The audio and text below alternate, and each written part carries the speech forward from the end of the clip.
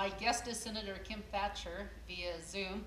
It's been a wild year, and we're all familiar with Zoom now at this point. So with her busy schedule, that's what we're doing right now. So thank you so much, Senator Thatcher. How's it been going? What's that? How has it been going? Well, yesterday I got geared up. We had swearing in yesterday. That's the day, set in the Constitution for swearing in. And this week's just a lot of training, security. Boy, they've added a lot of modules of required training.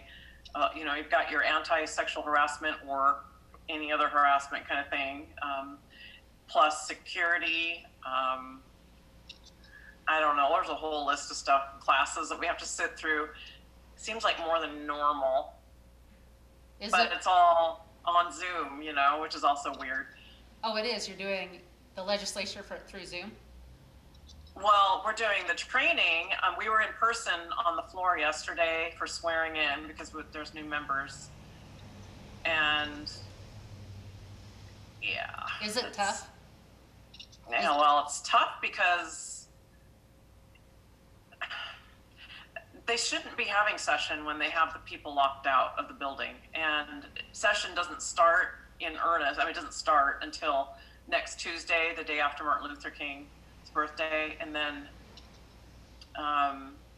it'll be a lot of Zoom meetings. And I don't know, we all protest the rules.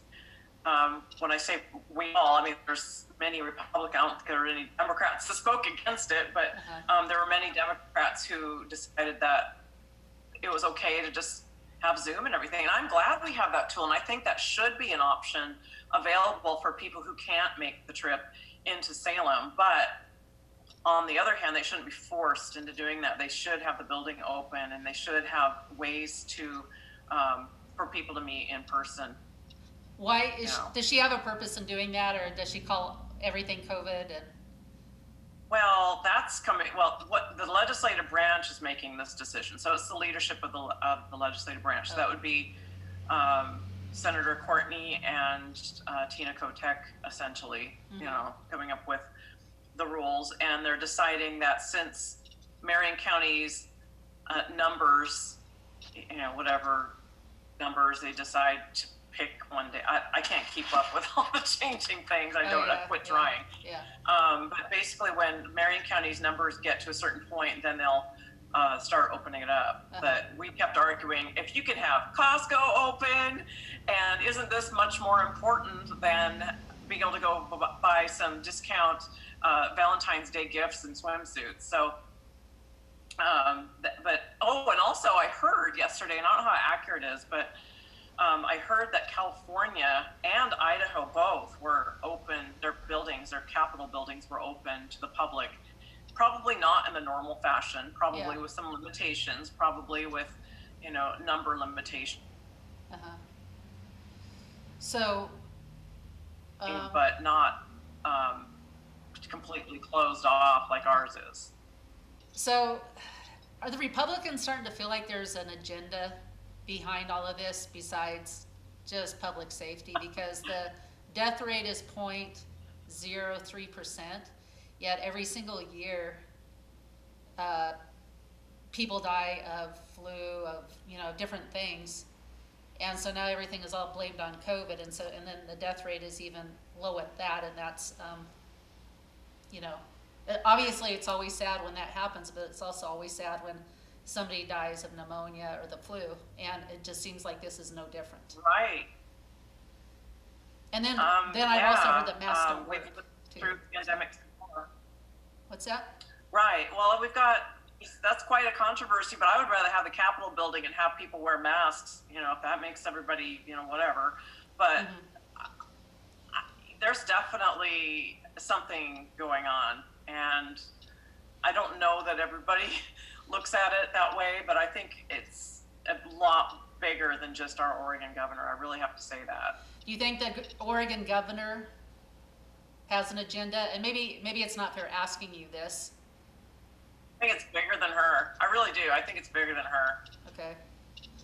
That's just my hunch. Yeah. So, Secretary of State, it was a uphill battle to try for a Republican to go in. What did you get close? I wouldn't say close. It was, I got almost 43%, and she got 51, 2, I think. It was like a 7-point, whatever it ended up being. I don't remember, but it was like a 7-point spread. Okay. She got like 50% and over 50%, and I got like 43, almost 43, something like that. I mean, with Multnomah County going the direction it did, I mean, it was overwhelming in Multnomah County for my opponent. And that's where most of the voters are. Even though I won 28 of the 36 counties, it just doesn't surpass what's in Multnomah County, the weight there. So Right. And I'm not asking you to blame the voting system, but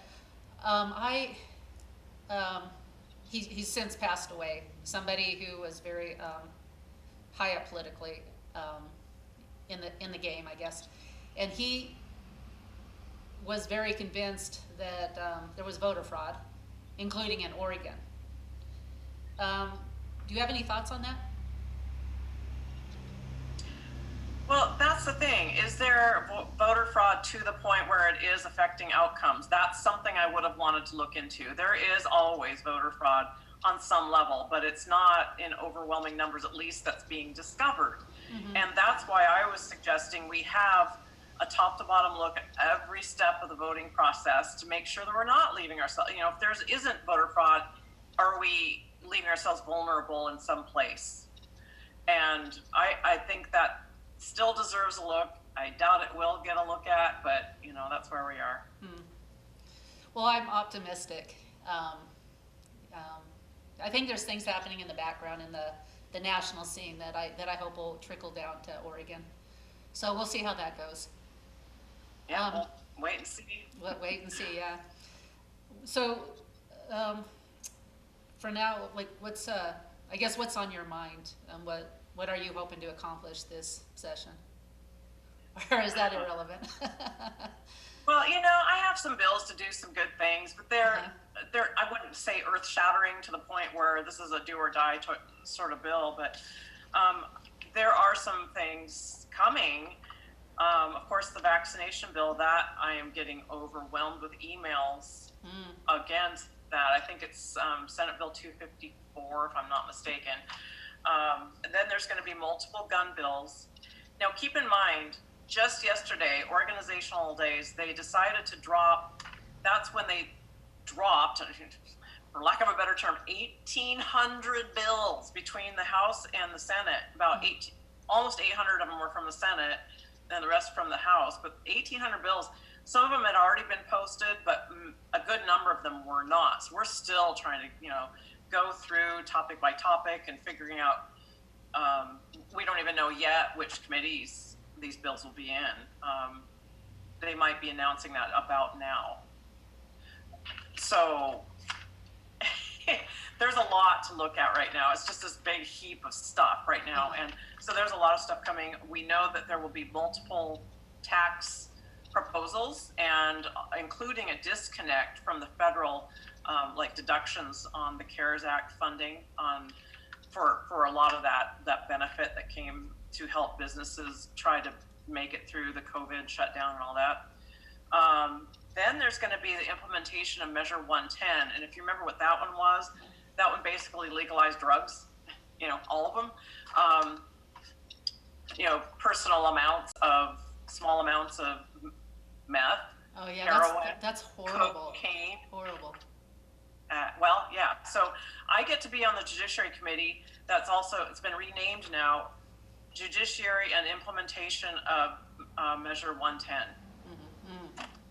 So that will be interesting. And then I also got assigned to the Rules Committee, which has historically been not chaired by, but a member that's been on that for a long, long time has been Senator Brian Boquist, and I took his place. I think he asked to not be on it. I don't know the detail, but anyhow, I will be on that, and I think he did a great job on that committee. I will miss him. I will be leaning on him for some advice. But so redistricting, of course, is going to be huge, and I mean the normal perennial issues that we see.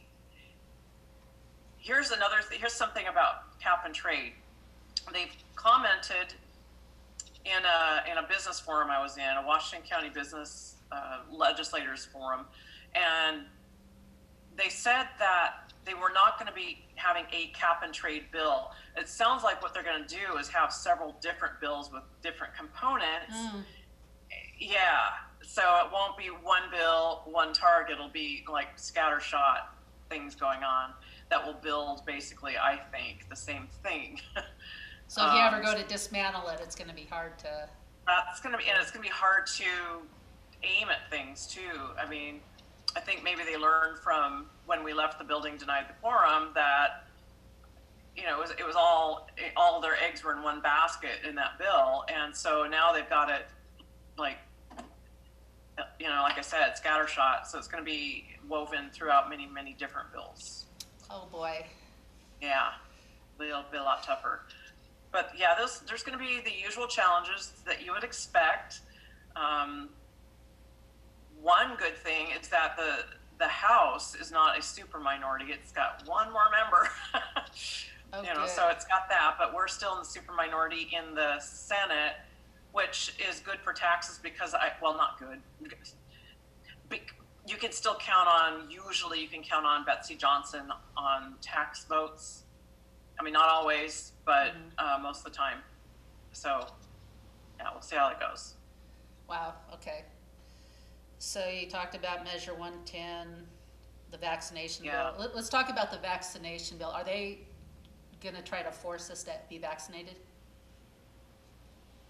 Well, of course, that's part of what they want. The they mandate, want to make sure. the agenda. So now, I don't know if it's going to apply to COVID. Huh? I don't know about COVID. I'm talking about the whole gamut of 72 vaccinations that are required for children now to be in school. So this is mostly like people who are opposed to vaccines, they can't get exemptions. Is that what that is? Yeah, basically not like for their children. And it goes a little further than that because there's some people that would like to just have their children on a slower schedule and not have them get them all at once and shock their system or whatever the reasons are. They might want to like spread them out a little bit more than what the doctors want. And that would be also subject to some extra scrutiny if doctors ever agree to do that. Then you also have situations where if they're just missing one vaccination because maybe a sibling had a horrible reaction to it and have all the other ones, they'll still be considered unvaccinated. Okay. So at least that is what they've tried in the past. I have not parsed out all the, I mean, like I said, 1,800 bills. Yeah. And so I'm so thankful that there are people watching certain subject matters, and there are some definitely some people parsing out that one and getting back to us and filling my email box. I'm sure everybody else's as well. Yeah. So hopefully that'll have some effect. Have people emailed you about the quote unquote vaccine, which I guess isn't really a vaccine? Have you heard of that? That COVID. They call it a COVID vaccine, but it's created not as a real vaccine. Yeah, right, because they shoved it through. With the virus actually been, because they've never been able to isolate the virus, but anyhow, there are people that want the vaccine, and I think, you know, if you want the vaccine, by all means get the vaccine, but by no stretch of the imagination ever anybody be forced to get it. So have you heard of the side problems that people are having? Or that there was a lady, I can't remember her name, I didn't actually even see it, but she was a nurse and she got the vaccine live on TV, and then she passed out live on TV, and then nobody's heard from her since. But there's stories like this, real life people going online and saying this is what happened. To me, a lady, another nurse, the left side of her body is, she's paralyzed. I can't remember the name of the condition, but Yeah. So I she can't. has to, people have horrible things that are happening to them. And I Yeah, don't and know I've what heard the it. percentage, but there's more bad things happening to them than the percentage of people even dying of COVID and having problems. Yeah, and I don't know. I mean, there's some. Seems like I've heard that the Moderna second dose seems to be the most problematic for folks. Yeah, I don't. I'm Wow. not real excited about it. Yeah. As far as COVID, my husband had it. You know, he's got a lot of underlying conditions too. Definitely a risk. You know, what you consider a person at risk, but He make it through I mean, okay and he's healthy now? he's fine now, but I've also heard that there can be lingering effects for Yeah. people that affect your heart or other things. You know, I wish that the government, instead of saying, wear your mask, I wish they would start saying, take your vitamin C, take your zinc, take this, take that, and I have alternatives that I use that work fantastic. In my opinion, it kills it. They'll be mad at any like a naturopath or any doctors out there that suggest that this could help. They just come down on them like I don't know, it's crazy. Yeah, there's testimonies that you see of doctors online, and he went before the government and in Washington D.C. and he was in so much agony and pain because they refused to let him give them a certain type of medication that 100% of the time has saved their life, and he has to watch his patients die occasionally when he knows that this would save their life, and he'd get in trouble. And he's just livid, and there's no reason, there's no fairness behind this. So, yeah, I mean, frustrating is not even the right word, but it's just it's maddening. Yeah, that you see people being shut down for saying, "Hey, you don't want to put people's life at risk by having snake oil salesmen say that, hey, try this thing over here." But when there's something proven and that helps with an immune system, not that it's going to be 100% and not, I don't want to say all that because I don't know, but I just know that I personally have been taking some vitamin D and making sure I'm absorbing it and doing my best with my immune system. So just staying tuned with that. And masks aren't 100%. People would even complain that it's, that it's not even good for you to breathe in your own carbon dioxide. But putting that aside, there's a lot of things that aren't 100%, yet they tell you to do it. Yeah, well, it's crazy. People are committing suicide. People are having drug overdoses, and dying. That's what's bothered me. I mean, when I was running for Secretary of State, I said, is the cure worse than the disease? You've got more people dying from suicide, and it's so sad because it's mostly a lot of young people. Oh my gosh, it's so saddening to me to know that so many people are needlessly dying, and there are some people badly affected dying from COVID.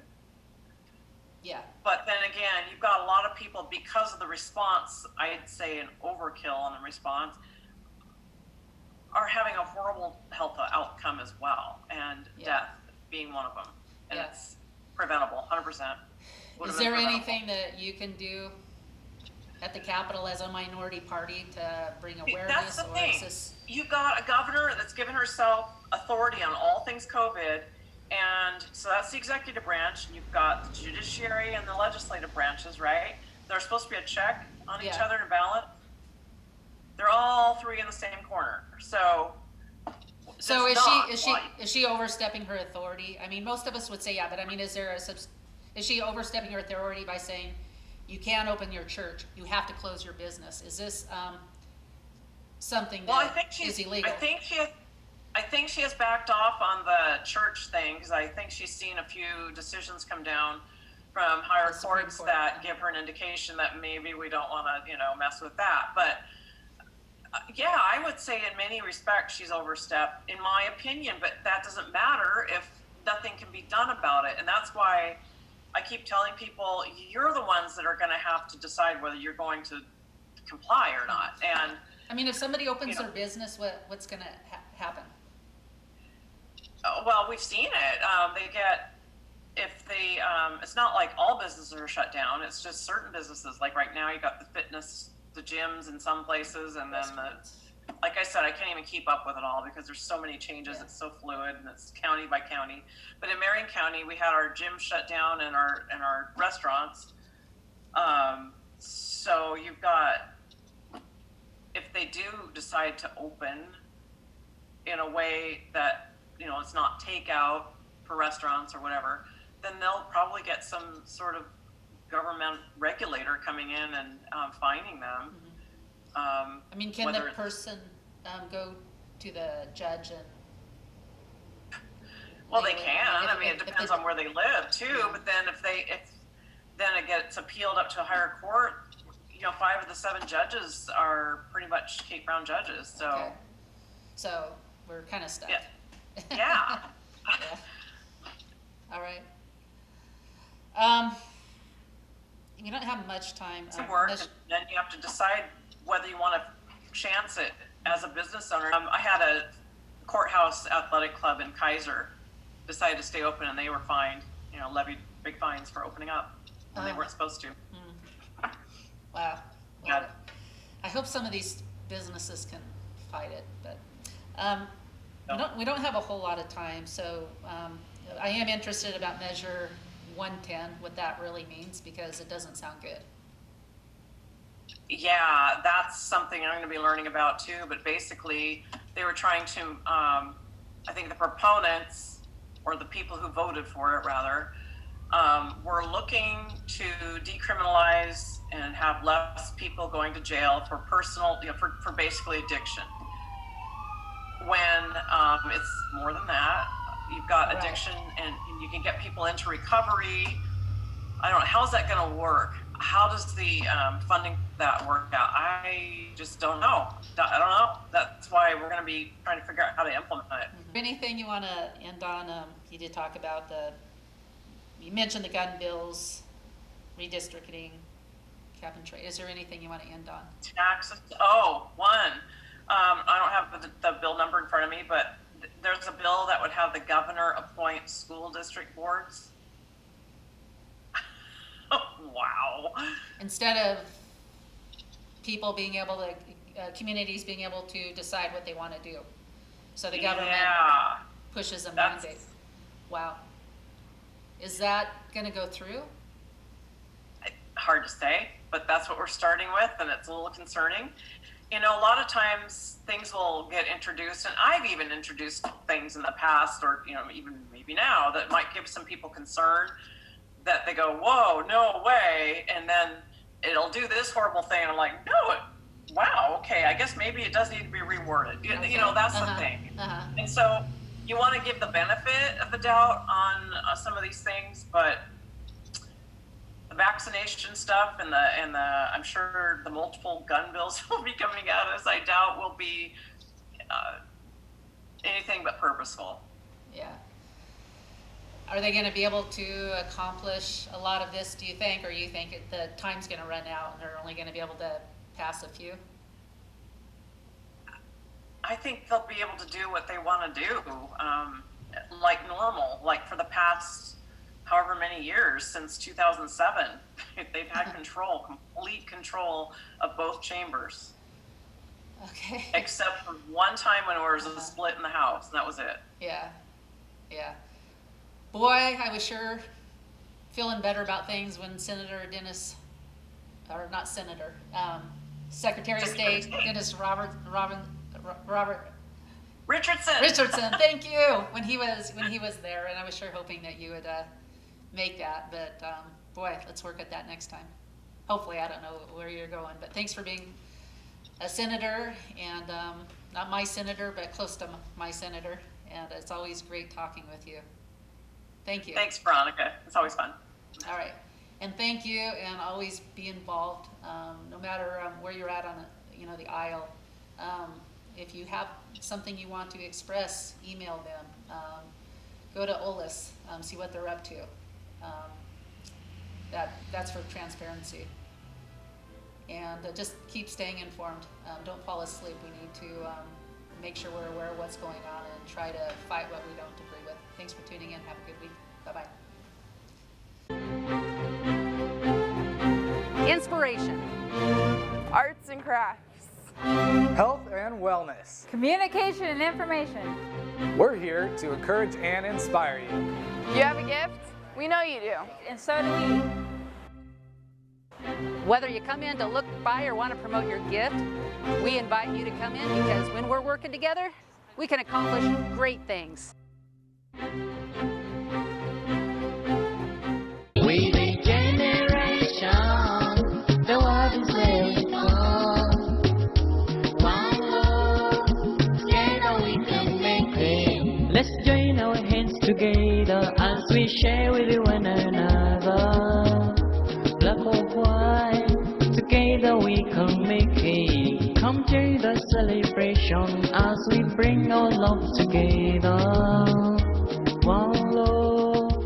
Where was the Garden of Eden? What did God do before the creation? I mean, there are thousands of questions that we as Christians are going to come up against as we deal with the lost trying to bring them to Christ.